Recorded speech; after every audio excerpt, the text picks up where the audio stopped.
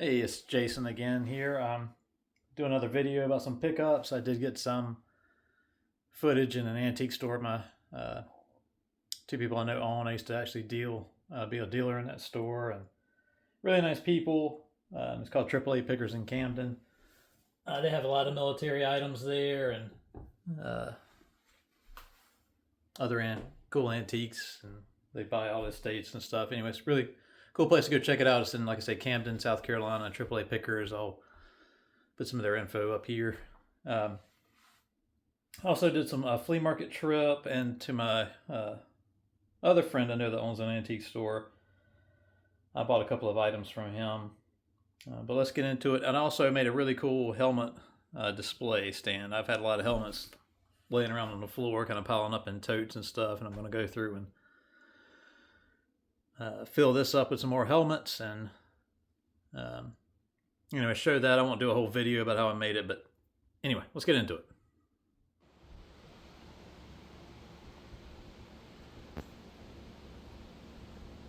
All right, so they've actually expanded a little bit with their military, mainly the smalls. I'm not sure. I can't remember if they bought another collection or what, but they have an interesting selection. There are some repro items, some fantasy pieces here and there, but for the most part, they're good stuff. Lots of photos, some Civil War era photos, cabinet cards.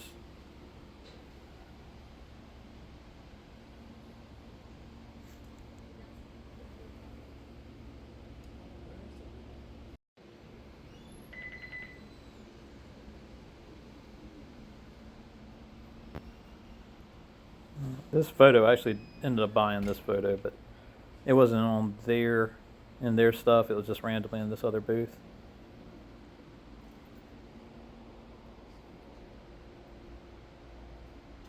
But they have this booth also that's full of smalls and some uniform items, different eras, mostly World War II and after for some of the uniform pieces. But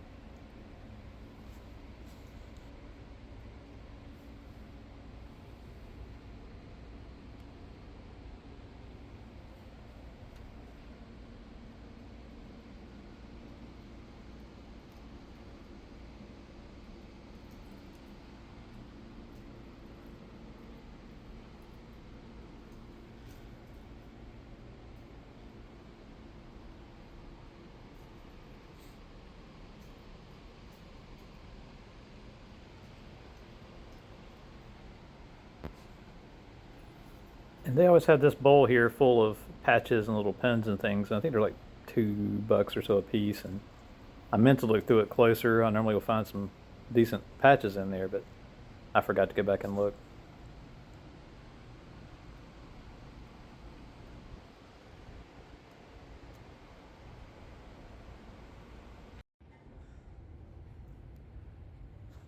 And the uniforms you see there's a lot of, there's some British, of course, a lot of American.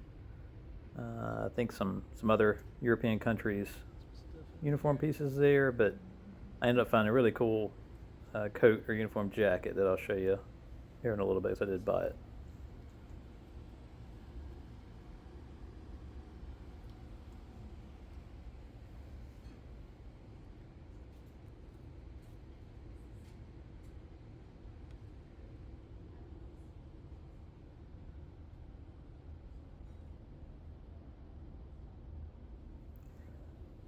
So if any of you have been watching me for a while now, this booth here is actually the one that I made in the store when I was selling here. I don't sell anywhere anymore, but as far as in the antique stores, but and when I left, I don't know if they even rented it out to anybody else, so they just kind of took it for themselves, because I left all the pegboard, everything I had built here. It really works well, so I'm glad they're using it.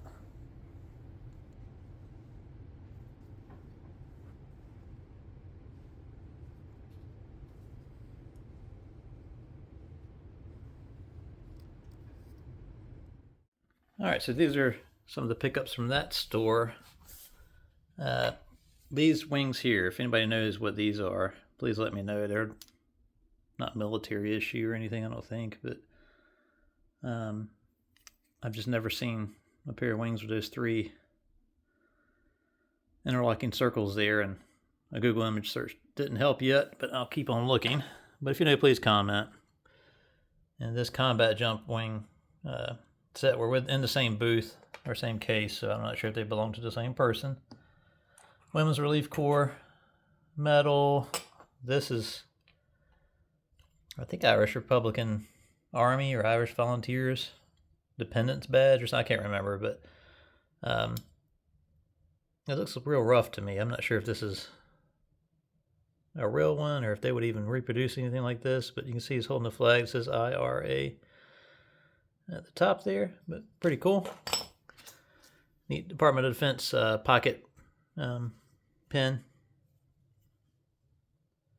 And it's all bullion threaded, if you see that with the camera there. Really nicely done.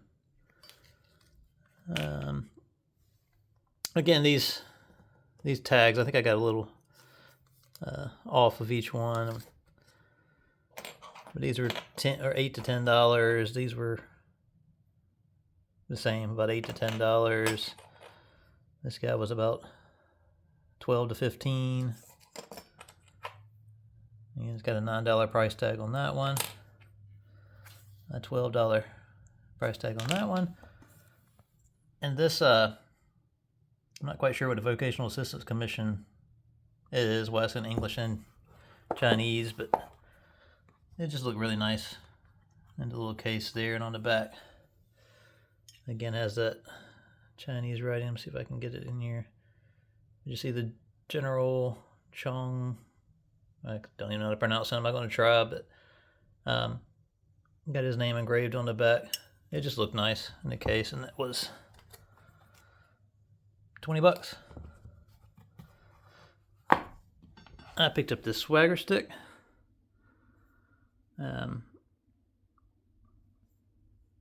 For some reason, I have a collection of swagger sticks going on. I buy them when I see them, and they're fairly priced. I mean, this says $38, but I think I paid between $30 and $35 for it, something like that. Not too bad. This photo, that's a World War I era soldier. No info on it, but I think it was about $20 or so. I can't remember, $25.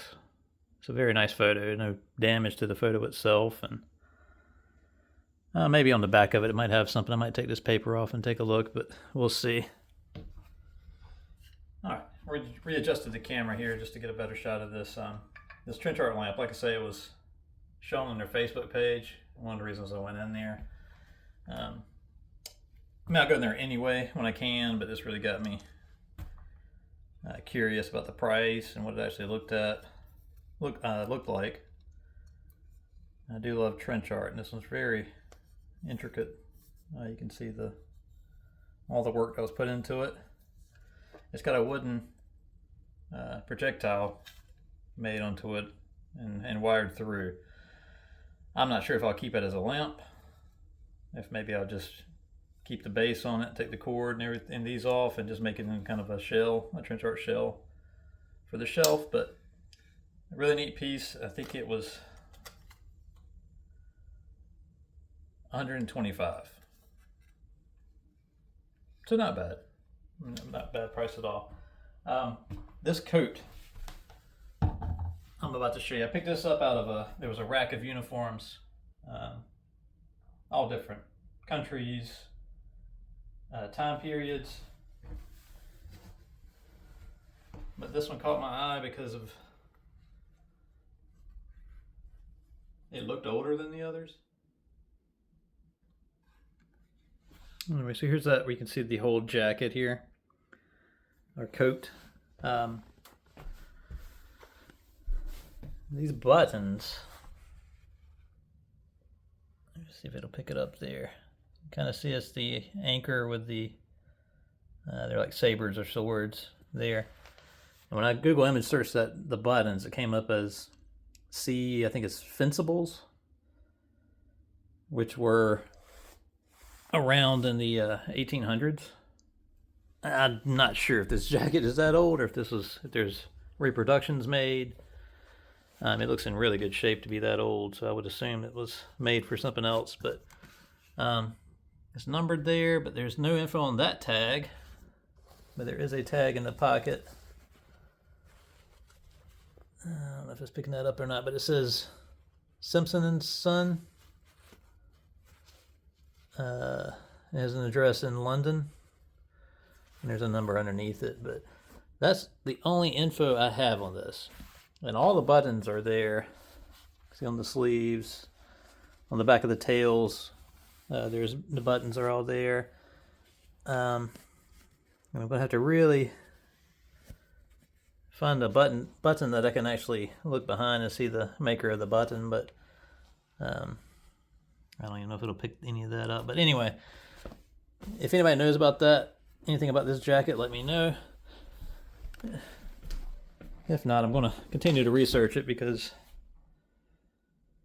it was the oldest looking jacket on the rack and it didn't have a tag on it. So I think I paid $60 for it, which just seemed very fair to me. So it's just I don't know what it is. Who knows? Anyway, I also went to the flea market. I didn't get any footage out of the flea market, but a guy I know was selling items, and he's had this kind of desk or shelf. I don't know if it was a retirement gift or a change of command gift. This cannon needs to be reattached, but from the 56th Field Artillery Command. It's got his name there. Sergeant Major in the 1980s, 86 to 87. So not super old, but I think it was $40, which wasn't too bad. Also bought these patches from him at the flea market for $5 a piece, I think. And this Verdun little medallion, French medallion for I think $10. So I'll find a spot for that in the collection. Also at the flea market, not necessarily military, but I love these little shark's teeth. I don't know why. Constantly buying them, but these were $10 a piece, and they'll go. I've started a collection of those with some megalodon teeth and different things. So they'll go in the case here. Also went to another friend's antique store, and he told me he had a Russian camera behind the counter there. There's the case for it, and here's the camera. Now it's supposed to have like a part here that would be like a buttstock almost, so you can hold it like a rifle. And it actually works. I haven't wound it, but it'll snap a picture when you pull the trigger.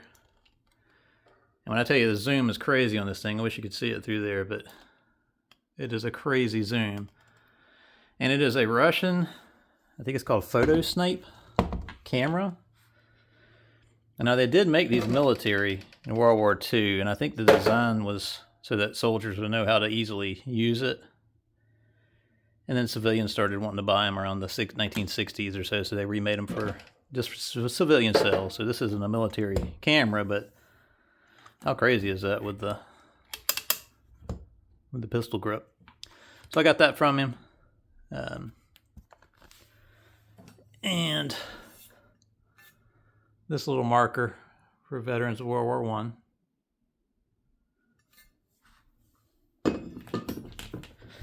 And this photo, let's see if I can get this to lay out flat.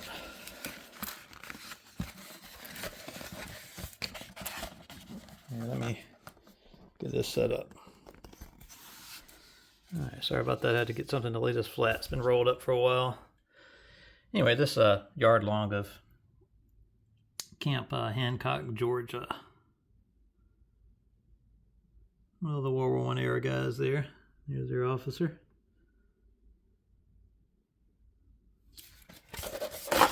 Anyway, pretty neat. And also, I wanted to show you real quick. I'll throw in a little snippet of how I made this helmet display right here. All right, so I had leftover 4x4 from a project at the house.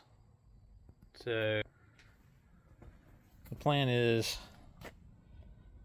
to cut some holes through it and use galvanized or cast iron piping, threaded piping to come out and up and hold the helmets.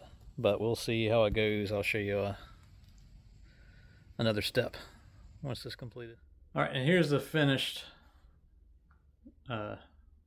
product.